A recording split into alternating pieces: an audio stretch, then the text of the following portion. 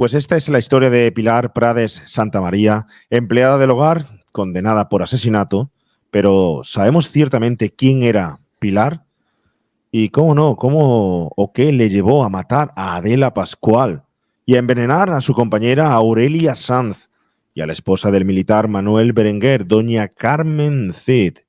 Aparentemente, revisando el caso, es difícil conocer el móvil exacto del crimen, ¿no?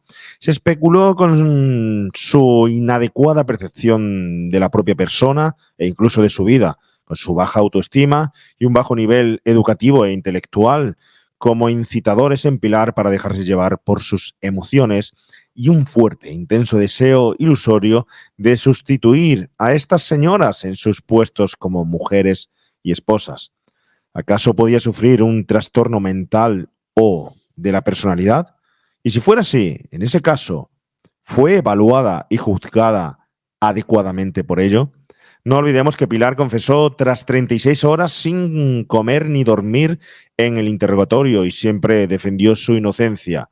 Son todavía muchas las dudas en torno al caso, dudas que vamos a ver y a analizar del caso de las envenenadas de Valencia, porque además el caso de Pilar impactó tanto en la sociedad y en la prensa de la época que desde entonces nunca se aplicaría la pena capital a una mujer en España. También vamos a analizar esto, ¿no? Cómo fue, cómo sucedió y la repercusión. El relato de su ejecución inspiró además a Luis García Berlanga para dirigir una de sus obras maestras.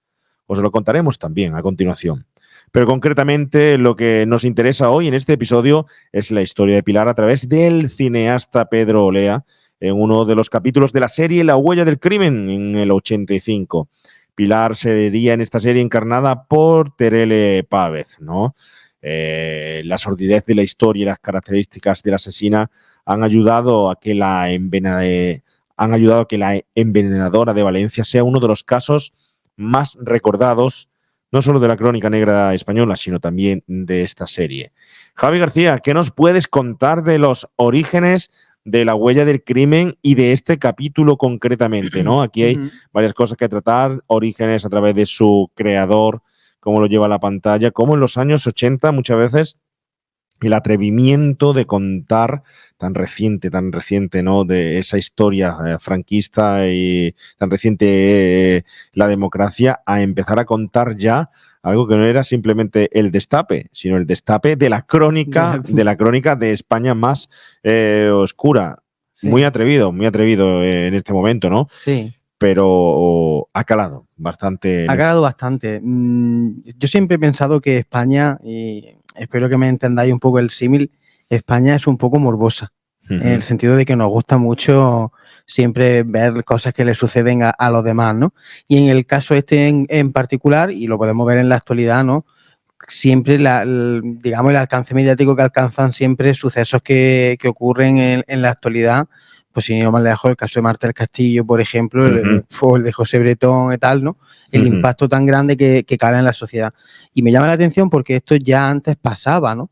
Fíjate que hoy vamos a hablar del caso de las envenenadas de Valencia, pero hablaremos de otros casos en los que la propia prensa se hace eco incluso hasta de rumores, incluso de rumores que escuchan reporteros en la calle, y que esos rumores los llevan a sus diarios, ¿no? Y La huella del crimen recoge también un poco todo eso, ¿no?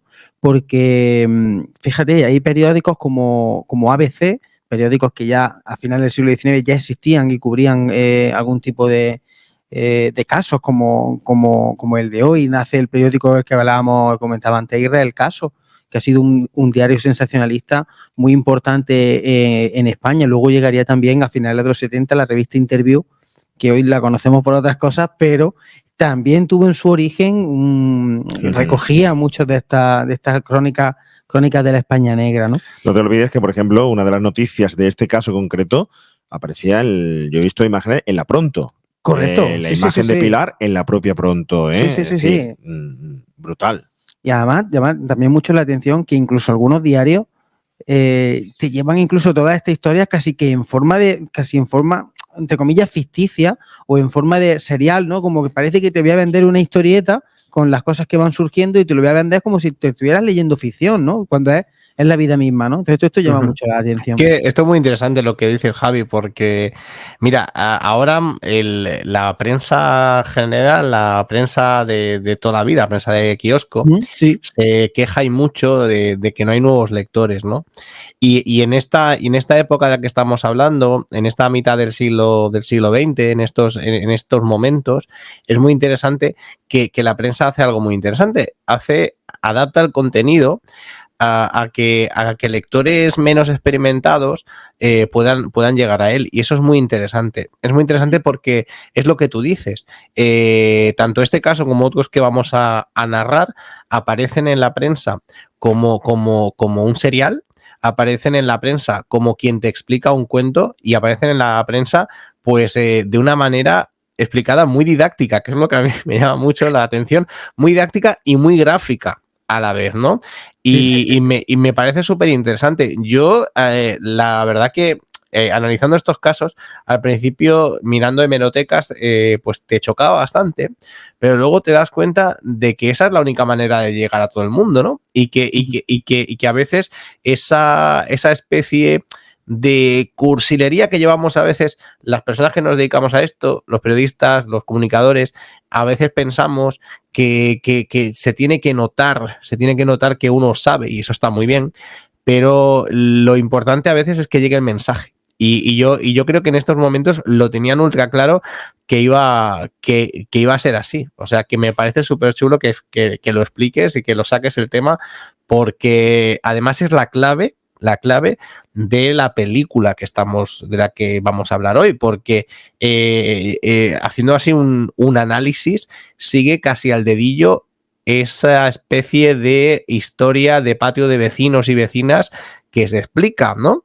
Hay muchas cosas que luego hablaremos, si quieres, que están inventadas, muchas cosas que son de dimes y diretes de la época, hay cosas que no aparecen en la crónica oficial ni en la crónica policial, y ahí están, ¿no? Y me parece súper interesante, me parece muy interesante porque habla de esto, habla de cómo pues el meme, que no existía, pues de alguna manera era esa especie de comidilla, ¿no? Y comprar ese diario, que por cierto, una cosa muy interesante, y es que la mayoría de estos relatos, la mayoría de estas noticias de las que se hacía un seguimiento durante días o durante meses, que eso no solo pasaba aquí, porque en Gran Bretaña, en Inglaterra, con Jack el Destripador pasaba exactamente igual. Es decir, claro, se hacía lo mismo. Luego esto aparecía en novelas de peseta, de estas famosas, en un único volumen. Es decir, tú podías seguir el diario y podías seguir pues las evoluciones de esa historia, o bien, pues cuando pasaba el tiempo, la persona que había hecho el seguimiento, pues en muchos casos sacaba una novelita pequeña, normalmente suelen ser de 20 páginas, 30 páginas, y que se solía vender con todo el caso completo. El rollo cómic, ¿no? O sea, con total. Los números anuales y hace el anual, tío, qué guay. Me remito a la serie de Penny Dreadful, ¿no? Al final está basada en esos relatos a penique, no era otra cosa, ¿no? Claro. Pero es que no teníamos lo que tenemos hoy en día, internet, no teníamos nada de eso, y teníamos un periodismo que se cuidaba mucho de todo eso. Muy interesante lo que ha dicho Irra, un poco ese efecto que nosotros llamamos en psicología de la comunicación tan peligroso, el efecto copycat, ¿vale? El efecto de réplica de lo que se narra en los medios de comunicación o en la prensa, el efecto contagio, ¿vale? El efecto que viene de una obra del joven Weather, que es un chico que se quería suicidar en la obra y al final comete el acto, y durante la época victoriana se reprodujeron muy luego muchísimos actos de suicidio entre jóvenes de las mismas características.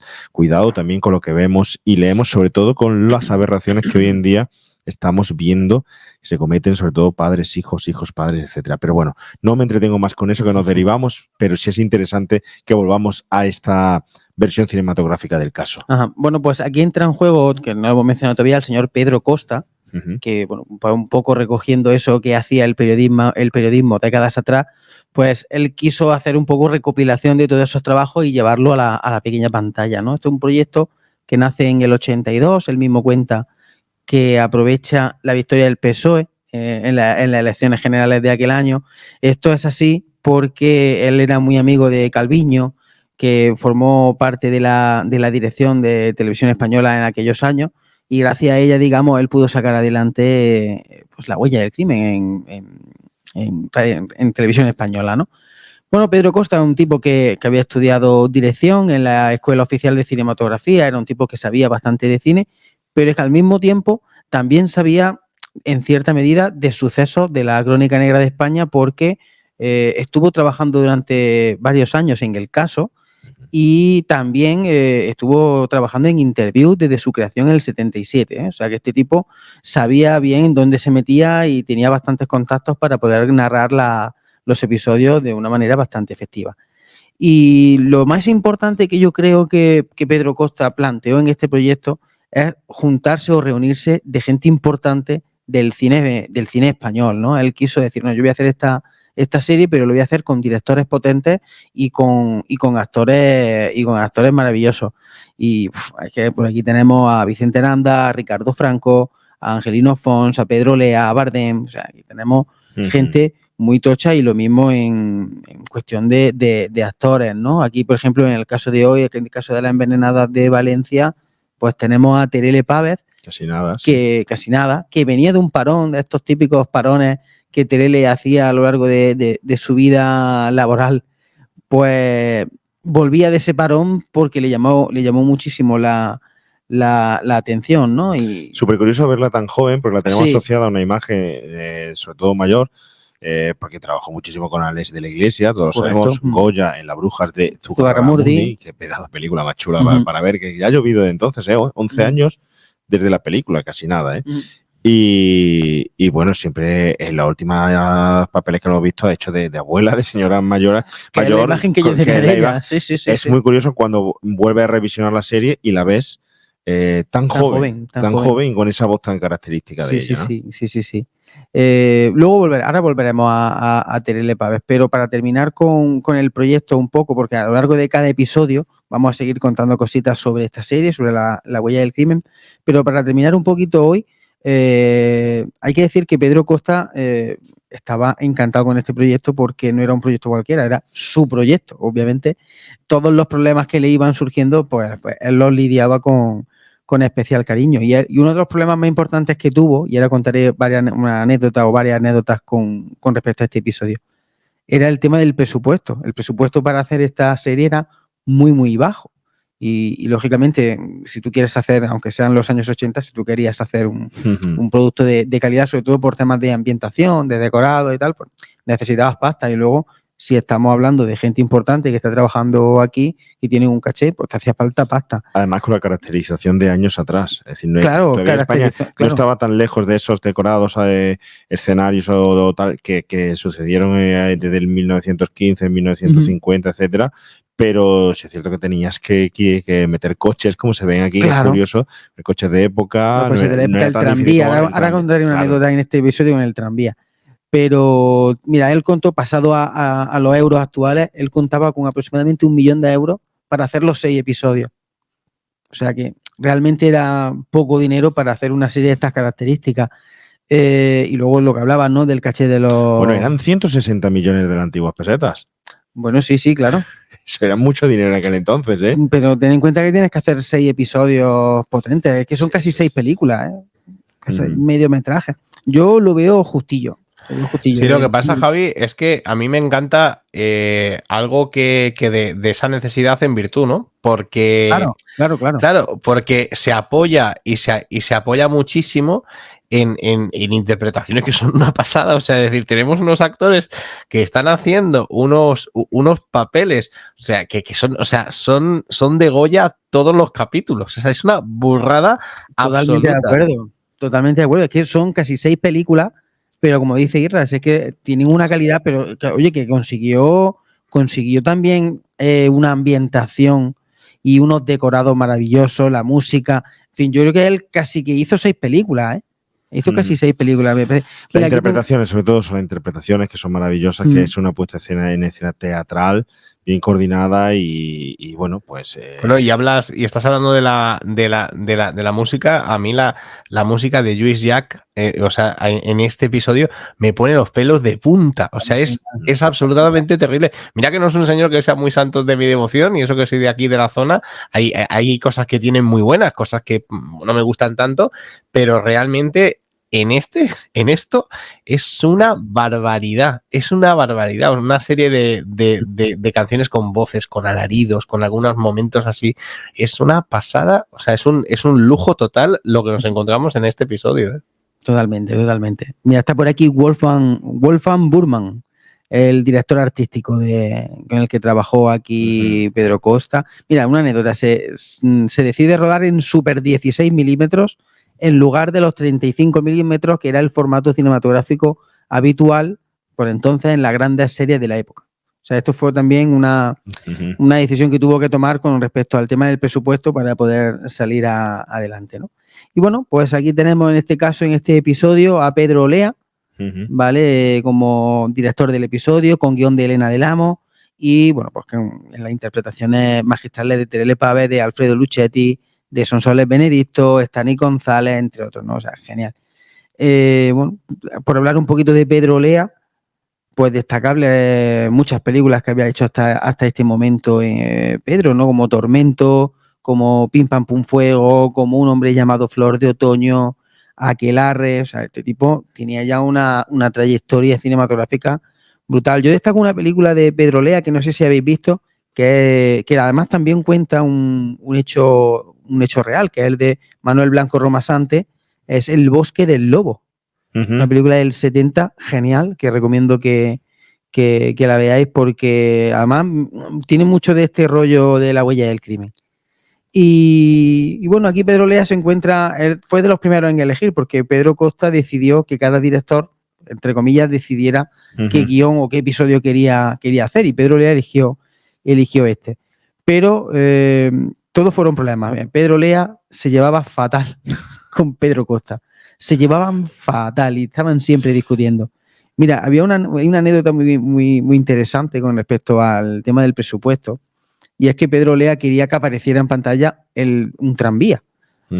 Valencia era el tranvía de Valencia, años 50, años 40, 50, muy característico su tranvía. Pero Pedro Costa decía que no había pasta para meter un tranvía. Bueno, y aquí muchas veces la maña vale más que la fuerza, y dijo Pedro Olea, bueno, pues no te preocupes, que yo te voy a poner aquí la pasta para un tranvía. Mira, había una marca de lejía que por aquello entonces existía, que es Lejías Alfonso, una marca de lejía que también... Que la lejía se utilizaba más que antes, había más marcas. Había más marcas. Más marcas y más... Pues es una marca que en aquella época en la que está ambientada la historia existía, y en los años 80 también existía. Entonces, Pedro Olea se presentó en la empresa y dijo, oye, mira, vamos a hacer un trato, y es que a cambio de que yo te ponga un cartel en un tranvía de Lejías Alfonso y que aparezca ese cartel ahí durante 30 segundos en pantalla para hacerte publi, tú a cambio me pagas el tranvía. Un tranvía que habían alquilado en el Museo del Tranvía, ¿vale? Y ese alquiler lo iba a pagar la propia empresa. Y llegaron a un acuerdo, dijeron que sí, y de hecho al empezar el episodio vemos como Pilar Prades se baja de un tranvía y se ve un pedazo de cartel enorme de Lejías Alfonso en el tranvía, ¿no? Y así consiguió Pedro su tranvía. Qué misterio. ¿Qué pasaría con Lejías Alfonso? Eso teníamos que haber investigado, ¿no? Que hoy en día no sabemos nada de ella, ¿no? No sabemos nada. Sí. Pues está muy bien, ¿eh? Porque hubiera sido una maravilla hacer alguna cosa y decir, mira, limpiamos el escenario del crimen con Lejías Alfonso. O sea, sería espectacular. Publicidad. Oye, un bombazo. No lo vieron bien, ¿eh? No sé. Un bombazo. No se dieron cuenta. Pues sí, así consiguieron el tranvía. Luego también discutieron, pues bueno, el típico de, no, porque mira, yo que quiero que aparezca un plano con un actor asomándose por la ventana, y Pedro Costa, que ya no podemos rodar esta escena. Vale, pues entonces me voy y voy a pedir que no pongan mi nombre en los créditos. Y dijo Pedro Costa, venga, poned ahí al actor en la ventana y lo grabamos. En fin, así que iban un poco consiguiendo todo. No querían contratar a Terele Pávez. ¿Ah, no? No querían contratar, y también fue Pedro Leal que dijo, no, aquí o Terele Pávez o me largo. Y Terele Pávez. Además, él cuenta una anécdota de un hombre aquí escrita, de Pedro Lea que dice, yo en una película un productor me medio impuso a Carmen Sevilla y a la siguiente vez, que era yo quien quería contratarla, los productores me salieron con que era conflictiva. Claro, esto lo cuenta porque cuando él quiso contratar a Terele Pávez, los productores le decían que tenía fama de polémica, que tenía fama de que luego solía pedir más pasta de lo que se había firmado por no sé qué movida y tal. Sí, que era una gran estrella. Le ponían muchas, claro. Y él dijo que, ¿no?, que esa es la típica excusa que siempre ponen los productores y que quiero a Terele Pávez. Y oye, la consiguió, ¿eh? Eso sí, él mismo reconoce, dice, cuando Pedro Costa hizo la segunda temporada, a mí no me llamó. Claro que no te llamo. Sí, porque algunos repitieron, es cierto. Algunos repitieron. Y bueno, si te parece, os parece, chicos, hacemos un repaso rápido a los actores que tenemos por aquí en esta producción. Sí, yo solo rescatar la película que has dicho, realmente que hemos pasado un poco por encima, ¿no? La película que narra el caso de Manuel Blanco, Roma Santa, porque al final es un poco como el pistoletazo de salida para que Pedro Lea pueda realizar esta dirección, porque al final Manuel Roma Santa fue pues el asesino en serie español, ¿no? Confeso de 13 asesinatos durante el siglo XIX.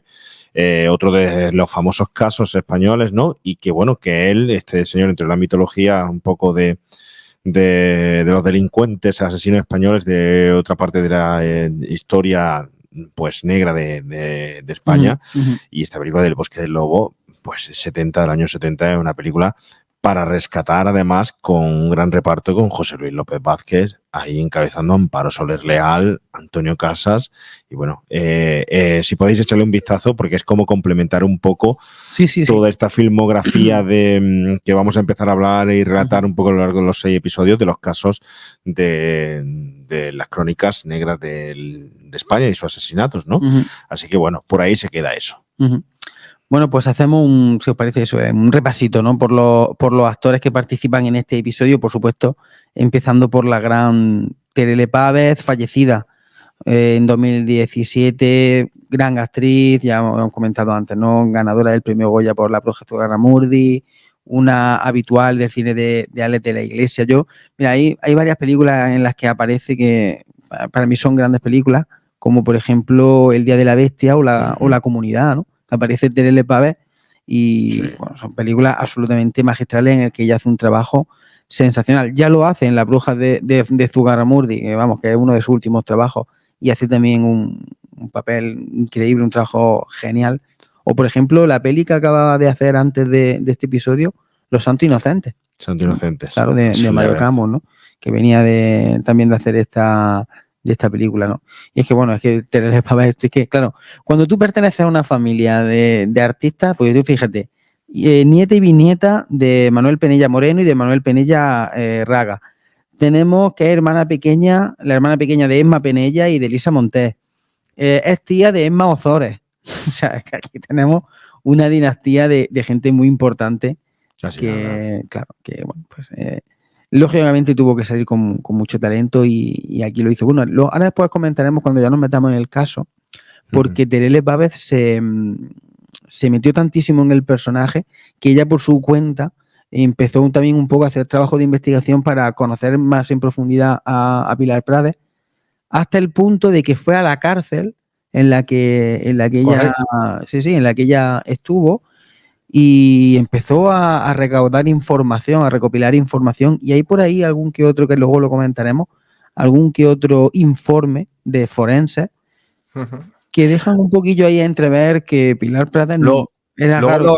Luego lo comentamos, Javi, porque es que la teoría de la conspiración, que la hay en este caso, viene de Terele Pávez, que es lo que a mí me flipa. O sea, la principal investigadora y la principal persona que nos trae esa otra cara del crimen, que luego vamos a hablar, es por Terele Pávez, y lo has dicho perfectamente. Además tiene una serie, en una edición especial de La Huella del Crimen que salió en DVD, hay unos comentarios, unas entrevistas de ella, y justamente ahí donde explica estas cosas. Y la verdad que es una auténtica maravilla. Pero es que Terele Pávez, y eso sí lo voy a comentar ahora, hace una entrevista muchos años después, en Cuarto Milenio, en el programa de Iker Jiménez, y narra algo que me parece brutal. Dice que, de alguna manera, el personaje bueno, pues se metió en ella, ¿no? Y que sentía y que creía de alguna manera entender parte de la psicología, o más de la psicología, porque Terele tampoco se digna decir que crea que sea inocente, ¿no? Dice algo así, y eso me gusta mucho, como que de alguna manera no era del todo culpable, y eso me gusta cómo lo explica. ¿Cómo le explica? Claro, y me encanta porque salen en ese programa de Iker Jiménez, salen ella y el director conjuntamente explicando lo mucho que les incomodó y lo mucho que les alucinó el caso. De hecho, se llama Las Envenenadas de Valencia para no aludir directamente a la supuesta acusación. Claro, a la supuesta acusación. Es decir, el capítulo se va a llamar La Envenenadora. Pero después de hacerlo, después de trabajarlo, tanto Terele Pávez como el director acordaron que no se podía llamar así porque ellos mismos no tenían clara la culpabilidad de esta mujer. Por lo tanto, tenían que cambiar el nombre de esta historia. Qué bueno. Es que de cierta forma, y no, sino que en realidad, a pesar del paso de los años, no puedes afirmar que ella haya sido la causante, que haya sido la envenenadora. Es que tú ves la serie y te lo deja abierto totalmente. Hay algo que, aunque la condenen a tal, por dentro de ti, cuando la ves, dices, algo no me cuadra, aquí hay algo que no. Y así es, pero claro, me estás hablando de posesiones, Isra. Terele poseída por Pilar. Casi total, no, es que Terele lo dice tal cual y es algo que me voló bastante la cabeza cuando lo escuché, ¿no? Decía eso, decía que se sentía un poco imbuida después de investigar, y luego pues Javi y yo intentaremos explicar lo de esos informes de la prisión a los que llega Terele Pávez, que me parece absolutamente brutal, y eso habla muy bien de una actriz que vale, que tendrá sus luces y sus sombras, pero yo creo que a trabajarse el personaje y a intentar entenderlo, yo creo que no la gana nadie. Qué bueno, qué bueno. Bueno, si os parece, hago un repaso rápido de los actores que quedan, ¿vale? Porque realmente el mayor protagonismo se lo lleva Terele Pávez, y ya nos metemos de lleno en el caso. Entonces, pues bueno, tenemos a Susana Canales y Alfredo Luchetti como, bueno, en la ficción como el matrimonio Juncosa. Luego veremos que no son nombres ficticios, no son los nombres reales de este matrimonio. Bueno, pues Susana Canales, conocida por títulos como ese drama de los años 50, Cielo Negro, de Manuel Mur, para mí una de las grandes películas del cine español, por la comedia Manicomio, de Luis María Delgado y de Fernando Fernán Gómez, que por cierto es el debut de Fernando Fernán Gómez en el cine. Y Alfred Luchetti pues lo podemos encontrar en títulos como El Crónica del Alba, o como en esa versión ochentera de Las Aventuras de Zipizape, que lo tenemos también de Enrique Guevara, que lo tenemos también por aquí. Tenemos a María Rubio en el papel de Aurelia Sanz, que en concreto este episodio, esta aparición fue el último trabajo de María, pero bueno, nos ha dejado... Una chica joven. Sí, pues dejó la industria, se dedicó a otra cosa y fue su último trabajo. Aquí tenemos, mira, cositas como Morir, Dormir, Tal vez Soñar, de Manuel Mur, del 76. También coincidió con Alfred Luchetti en Valentina, Crónica del Alba, parte 1. Pero después de esta chica no he encontrado, después de este episodio no he encontrado muchas más cosas sobre esta chica. Entiendo que se retiró de la interpretación.